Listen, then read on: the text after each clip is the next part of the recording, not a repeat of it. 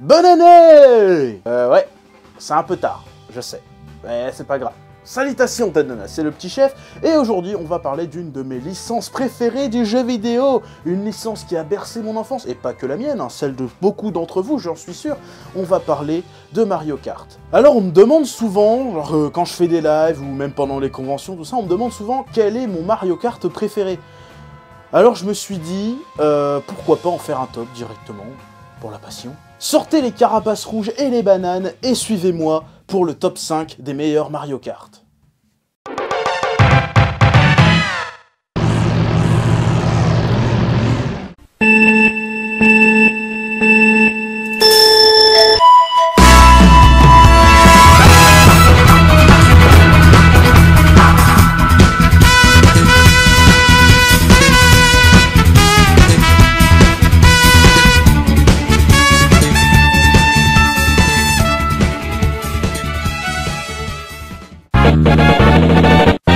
Numéro 5, Mario Kart Super Circuit. Mario Kart Super Circuit, aussi appelé Mario Kart Advance, est sorti en Europe le 14 septembre 2001 sur Game Boy Advance. Il est le troisième opus de la série et également le premier à sortir sur console portable. Ce jeu a beaucoup emprunté à ses prédécesseurs, notamment l'arsenal et les personnages de Mario Kart 64, l'utilisation du mode 7 et l'intégralité des courses de Super Mario Kart. Et oui, parce que au cas où vous n'étiez pas au courant, Mario Kart DS n'était pas le premier Mario Kart à avoir repris des courses de jeux précédents. En effet, il était possible de débloquer l'intégralité des courses de Super Mario Kart en obtenant 100 pièces ou plus à la fin de chaque Grand Prix.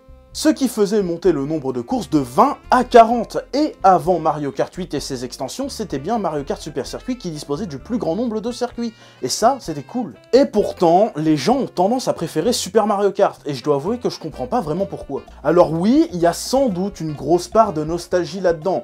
Mais pour moi, Mario Kart Super Circuit peut être considéré comme une version améliorée de Super Mario Kart, meilleure en tout point de vue. Tout d'abord, le gameplay. Il reprend principalement les mécaniques de l'opus Super Nintendo, tout en y incorporant les améliorations de l'opus 64, par exemple le dérapage turbo ou encore la possibilité de conserver un objet derrière le kart pour se protéger des attaques adverses. Super Circuit a aussi ajouté ses propres mécaniques plus subtiles qui font la particularité du jeu, par exemple l'utilisation de la carapace rouge. Alors la carapace rouge, tout le monde connaît, tu la prends, tu la jettes et elle va traquer le joueur qui est devant toi. Mais dans Super Circuit, la carapace rouge avait une autre fonction.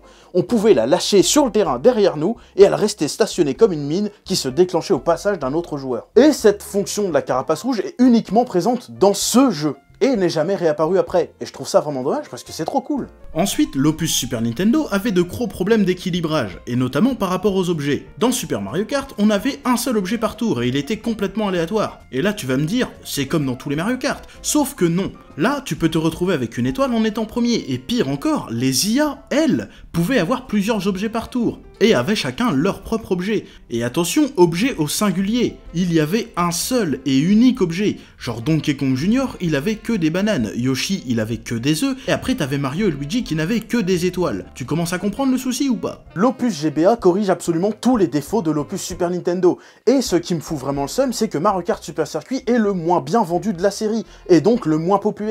Et donc j'avais eu envie de lui rendre un peu hommage.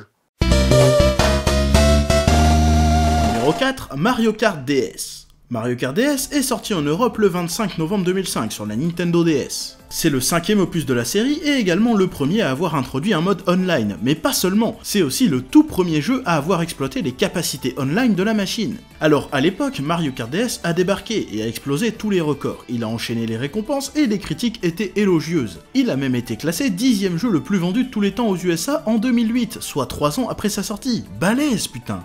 Et c'était justifié, le jeu a marqué toute une génération de joueurs et a aussi amorcé l'entrée de la série dans une nouvelle ère. Après l'opus GameCube, qui avait pris une direction plutôt extravagante, Mario Kart DS a fait un retour aux sources bien calculé, suivant bien la politique de Nintendo à cette époque. Fini les 2 persos par voiture et fini les objets spéciaux, place à du Mario Kart dans sa forme la plus classique, avec quand même pas mal de nouvelles choses. Le panel d'objets est efficace et a vu apparaître 2 petits nouveaux qui sont par la suite devenus des incontournables. Le Bloops, qui envoie un jet d'encre sur le joueur pour brouiller sa vue, et le Bilbal, qui transforme le joueur en fusée autoguidée pour lui permettre de rattraper le peloton en cas d'écart trop important. Le Bilbal a joué un rôle très important dans l'accessibilité du titre, permettant aux joueurs les plus novices de rester dans la course. Mais le jeu n'a pas pour autant mis de côté les joueurs les plus expérimentés, en y ajoutant quelques petites mécaniques, et notamment la mécanique d'aspiration. Celle-ci consiste à rester derrière un kart adverse pour profiter de son aspiration et donc d'obtenir un boost. Mais il faut cependant faire attention parce qu'en restant derrière un adversaire, on prend le risque de se prendre un objet en pleine tronche. Cette mécanique rajoute un aspect stratégique supplémentaire qui récompense la prise de risque et ça, c'est vraiment cool. Mario Kart DS a aussi ajouté un mode mission qui donne à cet opus une ambiance vraiment particulière. Ce mode fait à la fois office de tutoriel et de challenge. Les différentes missions mettent à l'épreuve les capacités des joueurs, tout en le familiarisant avec les commandes du jeu. Par exemple, les missions qui consistent à toucher un certain nombre d'ennemis avec des objets définis permettent aux joueurs de se familiariser avec les différents objets. Les missions qui consistent à exécuter le plus de dérapages turbo possible permettent aux joueurs de parfaire ses capacités de pilotage, etc., etc. En plus de ça, le joueur se voit attribuer une note à la fin de chaque épreuve, celle-ci attribuée en fonction de ses performances, poussant donc le joueur à retenter les missions jusqu'à atteindre la note maximale. Et ça a deux effets notables. Premièrement, ça augmente grandement la rejouabilité du titre, et deuxièmement, ça permet aux joueurs de s'améliorer. Le mode bataille a lui aussi eu le droit à une évolution. Le joueur ne fait maintenant plus face à 3, mais à 7 adversaires. Puis il a la possibilité de jouer seul face à des IA pour parfaire sa connaissance des différentes arènes et mettre au point différentes stratégies. Mario Kart DS a été un véritable boom dans la série, ce qui lui a permis de perdurer et de continuer à faire des ventes astronomiques, tout en continuant à amuser les petits comme les grands. Et si ce dernier se retrouve pas en première position, tu te doutes bien, c'est parce que j'ai quelque chose à lui reprocher. Déjà, le mode mission, qui, aussi intéressant soit-il, était au final un peu redondant. Et pour moi, les seules missions qui étaient vraiment excitantes, c'était certains combats de boss, et il y en avait pas beaucoup. Ensuite, il y a eu très peu de courses qui m'ont réellement marqué, et d'ailleurs, je pense que je suis pas le seul dans ce cas. La majorité des affiches que j'ai pu lire ou entendre faisaient toujours mention des 3 ou 4 mêmes courses, genre le manoir de Luigi, la 4ème course de la coupe champignon, le flipper Waluigi, 3ème course de la coupe fleur, ou encore le bateau volant, 4ème course de la coupe étoile. Et pour un total de 32 courses, franchement ça fait pas beaucoup. Et enfin, le plus gros problème du jeu selon moi, les collisions. Oh putain, elles sont abominables. Que tu prennes un perso lourd ou léger, les collisions seront ton pire cauchemar dans ce jeu. Il y en a qui se plaignent des objets dans Mario Kart Wii, et ben là, on est sur un truc du même level. Elles sont horribles, injustes et terriblement violentes. Le genre de truc qui te fait perdre une coupe alors que t'étais sur le point de faire un score parfait. Enfin, bref, j'adore Mario Kart DS, et pour moi, il a marqué le début d'une nouvelle ère dans la série. Il a marqué la naissance d'une nouvelle formule, qui n'a fait que s'améliorer au fil des épisodes. C'est pour ça donc que tu devrais comprendre pourquoi il n'est pas premier de ce top. Numéro 3, Mario Kart 7. Mario Kart 7 est sorti en Europe le 2 décembre 2011 sur la Nintendo 3DS, et il s'agit, comme son nom l'indique, du 7ème opus de la série. Alors Mario Kart 7 a été pour moi une grande claque dans la gueule.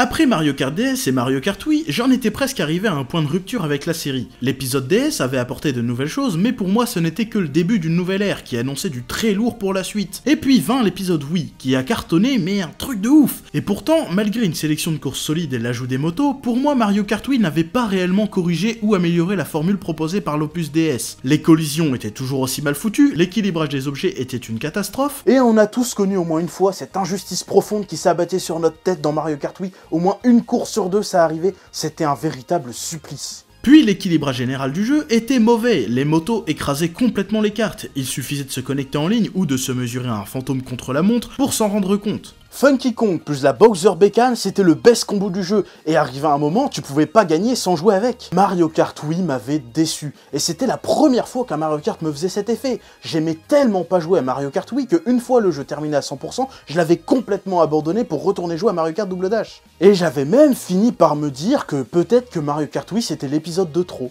Et là, boum, 4 ans plus tard, Mario Kart 7 débarque et me met une énorme claque dans le museau. Oh! Nouvelle évolution dans la série, des nouveautés en veux-tu, en voilà, un nouveau Mario Kart à la hauteur de mes attentes, et pour moi, il a complètement surpassé Mario Kart DS. Les évolutions majeures sont bien sûr l'arrivée du deltaplane et de l'hélice, qui ajoute des sections aériennes et aquatiques aux courses, ainsi que la personnalisation des véhicules qui rajoute une variété de choix possibles aux joueurs pour personnaliser son expérience de jeu. Ces évolutions sont celles que les gens ont le plus tendance à retenir de Mario Kart 7, et pourtant il y en a eu d'autres qui ont pour moi eu leur importance. D'abord, il y a eu l'apparition des courses de type rallye, c'est-à-dire des courses où l'objectif n'est plus de finir 3 tours, mais d'arriver le premier à la fin d'un énorme parcours en une seule fois. Ensuite, le retour des pièces, maintenant limité à 10, qui cette fois ne font plus juste office de score, mais qui ont une réelle influence sur la course en augmentant la vitesse de pointe du joueur, ce qui rajoute un côté gestion-stratégie supplémentaire. Et enfin, la possibilité d'effectuer des sauts synchro sans faire d'énormes figures, comme c'était le cas dans Mario Kart Wii, ce qui rend la gestion de ces derniers beaucoup plus efficace sans casser le rythme de la course. Il y a également eu l'ajout d'une vue à la première personne, qui rajoutait une nouvelle dimension immersive encore jamais vue dans la série. Au niveau de la conduite, pour moi ça a été le coup de foudre. Tous les problèmes majeurs des opus DS et Wii ont été corrigés, la précision des lancers d'objets a été grandement améliorée, la maniabilité générale a été repensée, les collisions sont très bien gérées et les différentes personnalisations de véhicules apportent une réelle diversité dans les différentes façons d'appréhender les circuits. La variété et l'originalité des circuits exploitent à merveille les nouvelles mécaniques du jeu, et sont un régal pour les yeux, aussi bien en 2D qu'en 3D, avec une petite mention spéciale pour la route arc-en-ciel, qui est pour moi la meilleure, tout Mario Kart confondu. Le mode bataille est également très plaisant, et les arènes sont bien choisies. Après, le jeu n'est pas parfait, et son principal défaut est son absence de réel mode solo, avec les retraits du mode course VS et du mode mission, retirant la possibilité de s'entraîner seul face à des IA sur la course de notre choix, nous obligeant donc à refaire les grands prix encore et encore dans le même ordre, et c'est plutôt dommage, surtout quand on voit que le jeu nous laisse la possibilité de jouer en solo au mode bataille. Puis, l'absence du mode mission et des différentes assistances donne l'impression qu'ils ont un peu mis de côté les joueurs les plus novices. Même si je suis pas directement concerné par ça, je trouve ça quand même dommage quand on compare à ce qui avait été fait dans l'opus DS et dans l'opus Wii pour accompagner les débutants. Mario Kart 7 avait fait le choix de mettre la partie multijoueur en avant au détriment de la partie solo, pour mettre en avant les capacités de la 3DS, en utilisant notamment les différents services proposés par la Nintendo 3DS, comme le Street Pass et le Spot Pass, permettant aux joueurs de faire des échanges de fantômes, de s'affronter et même de créer leur propre Grand Prix et de les partager avec le monde entier. Le online est fluide et terriblement addictif, avec un système de points bien pensé et la possibilité de débloquer les différents persos et éléments par le biais de ce mode. Ce jeu a rythmé mes récrés et mes trajets de car pendant toutes mes années de lycée, et m'a aussi permis de me réconcilier avec la série des Mario Kart, et c'est pour ça que j'aime tant ce jeu. Numéro 2, Mario Kart Double Dash.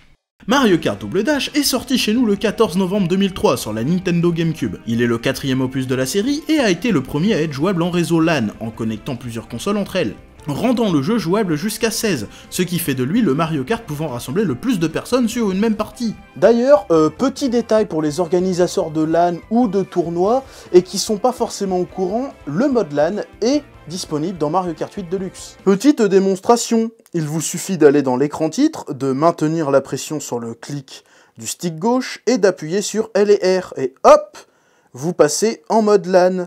C'est pas compliqué, voilà, petite astuce pratique. Ah là là, Mario Kart Double Dash, certainement un des jeux auxquels j'ai le plus joué de toute ma vie. Des après-midi et des nuits entières passées à jouer avec mes frères et sœurs. C'était vraiment le bon temps. Pourquoi ce jeu est si cool ? Je vais essayer de t'expliquer pourquoi, sans trop tomber dans la nostalgie, et putain ça va être dur. Double Dash est le Mario Kart le plus à part de la série. Il est tellement différent des autres qu'on pourrait presque le qualifier de spin-off. La principale particularité du jeu, c'est le fait de choisir 2 personnages par voiture. Et je précise bien par voiture et non carte, parce que pour la première fois de la série, nous avons le choix de notre véhicule. Fini l'unique carte monoplace identique à chaque perso. Ici, chacun a sa propre voiture, avec ses propres statistiques, ajoutant une diversité dans la conduite. Chaque personnage dispose d'un objet spécial qu'il va partager avec son binôme. Par exemple, Mario et Luigi lancent des boules de feu, Donkey Kong et Diddy Kong peuvent lancer des bananes géantes, etc. etc. Et c'est au joueur de former sa propre Dream Team parmi les 20 persos du jeu, permettant ainsi de créer des combinaisons offensives et ou défensives selon le choix des personnages. Déjà rien que ça rend le jeu énorme. Mais c'est pas tout.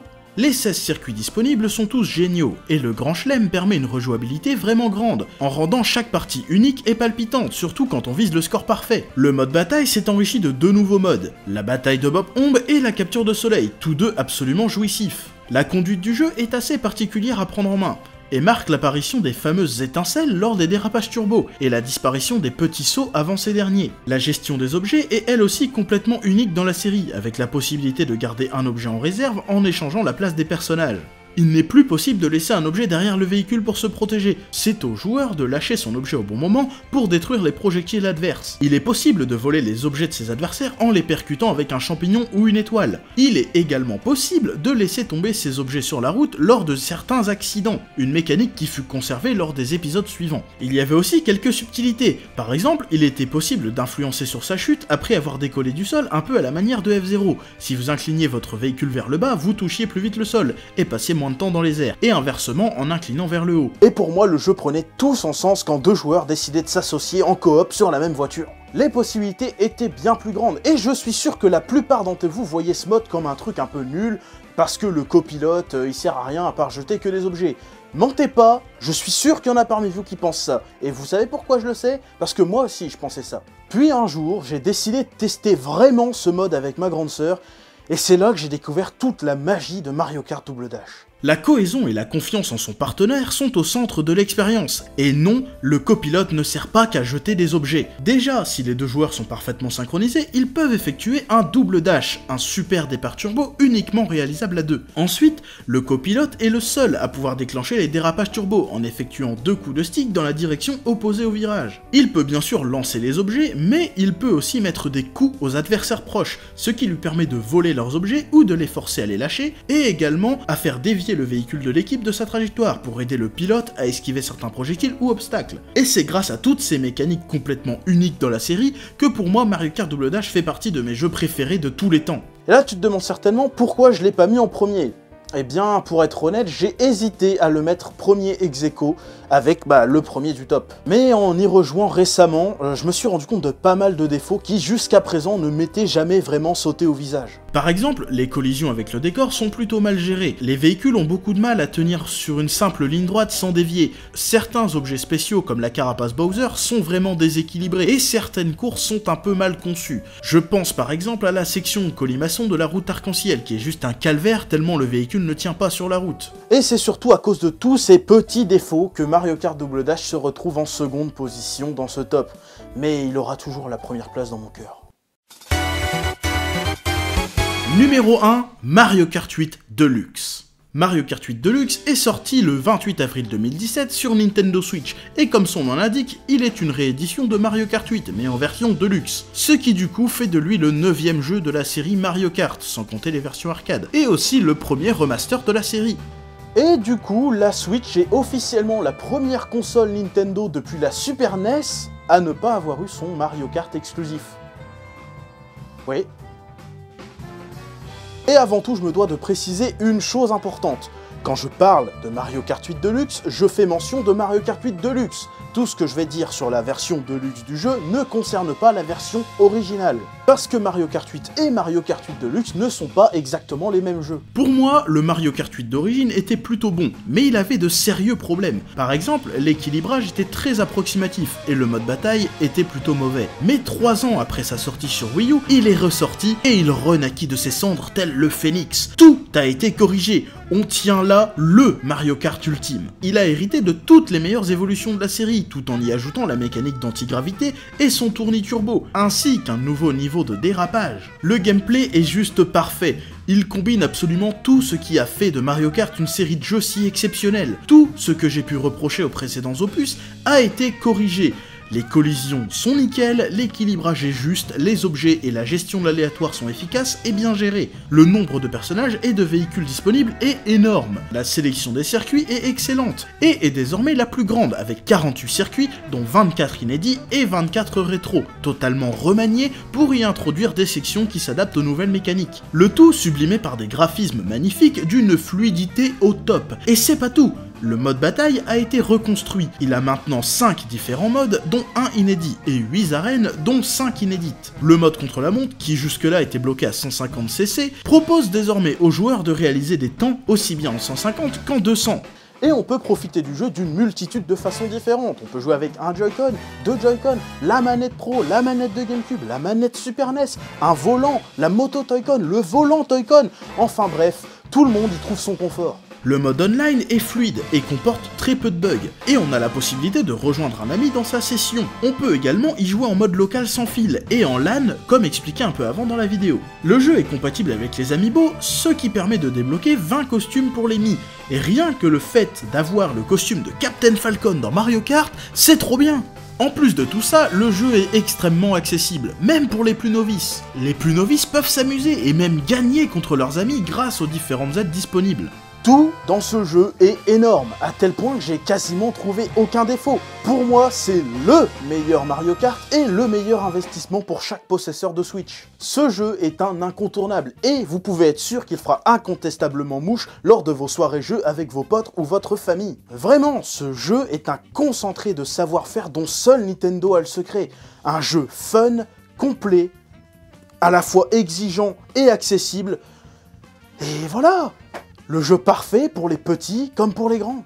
Et voilà, c'est tout pour mon top Mario Kart. Alors j'espère que la vidéo t'a plu. N'hésite pas toi aussi à mettre ton petit top dans les commentaires. Tu nous fais un petit top 5 de tes Mario Kart. C'est toujours intéressant de voir différents avis. N'hésite pas à mettre un petit pouce, à t'abonner si c'est pas déjà fait, peut-être même à partager la vidéo. Et voilà, ça fait toujours plaisir pour la passion. Et sur ce, je me casse et je vous souhaite à tous la bonne année, la bonne vie. Voilà, jouer à Mario Kart c'est trop cool. Et sur ce, je me casse. Vroom.